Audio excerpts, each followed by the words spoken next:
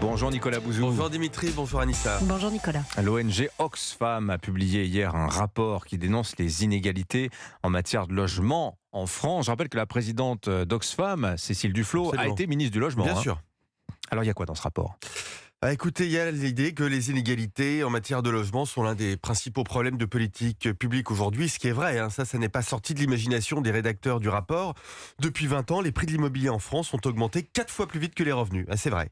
Ce qui est vrai aussi, c'est que les 25% des Français les moins aisés doivent consacrer le double de leurs revenus au logement par rapport aux 25% les plus aisés. C'est vrai aussi. Les niches fiscales en matière d'immobilier coûtent plus de 10 milliards d'euros sans efficacité prouvée sur l'accès au logement. Vrai. Bon, ce constat, il peut être partagé. Malheureusement, les explications d'Oxfam sont complètement à côté de la plaque. C'est-à-dire ?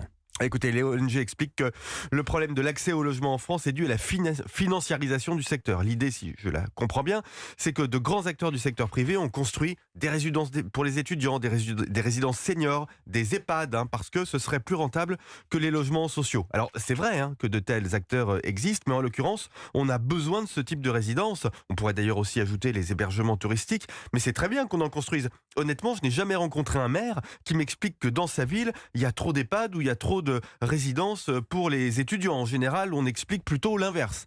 Alors Oxfam dénonce aussi les niches fiscales pour les financements privés. Allons plus loin. Les aides au logement en France, ça représente 40 milliards d'euros. C'est beaucoup.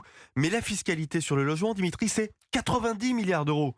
L'État redonne d'une main un peu moins, même beaucoup moins que ce qu'il a pris de l'autre. Je vois pas trop où est le libéralisme dénoncé par Oxfam. Et puis, l'ONG répète tout le temps qu'on manque de logements sociaux. Mais ce qu'ils ne voient pas, c'est que dans un immeuble, si on fait trop de logements sociaux, qui sont pas rentables, pour les promoteurs, on est obligé d'augmenter les prix des logements du secteur libre, celui auquel ont accès les classes moyennes, qui vont devoir payer plus cher. C'est injuste et inefficace. Bon, vous avez taillé un costard à Oxfam, très bien, mais comment on fait avec la crise du logement ? Comment on en sort ? Quelle solution ? Écoutez, je vous recommande de lire l'entretien que donne Catherine Vautrin. C'est la présidente de l'Agence nationale de rénovation urbaine. C'est dans l'Express cette semaine. Tout y est. C'est remarquable. Tout est analysé. On manque de terrain. On manque de foncier disponible. Les politiques d'aménagement en France sont suradministrées, surbureaucratisées. Tout est trop long.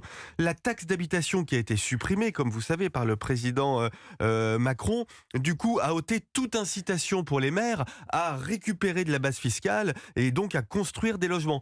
Tous ces problèmes, toutes les solutions sont sur la table. Il ne manque aujourd'hui que la volonté d'agir. Merci beaucoup Nicolas Bouzou, À demain. Signature Europe, 7h22.